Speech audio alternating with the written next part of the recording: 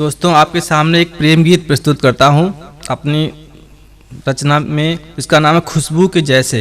खुशबू के जैसे किसने मेरे दिल को छू लिया, खुशबू के जैसे किसने मेरे दिल को छू लिया।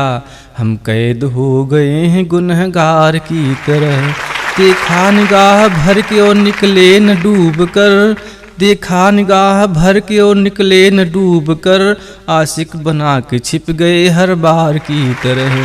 चाहे न दिल लिहाई, चाहे न दिल लिहाई, जुल्फों से आपकी कोई डोर हमको बांधे है जंजीर की तरह। देखा निगाह भर के और निकले न डूब कर, आशिक बना के छिप गए हर बार की तरह। चांदी से रंगे हुस्न और पत्थर सी बेरुखी, रहता हूँ तेरे प्यार का बीमार की तरह।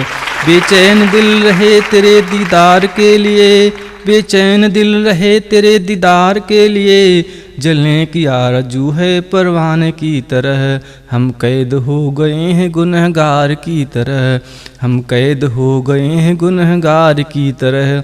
जज्बाए इश्क आपका कितना है बेरहम, जज्बाए इश्क आपका कितना है बेरहम, खामोश सुन रहे हमें दीवार की तरह।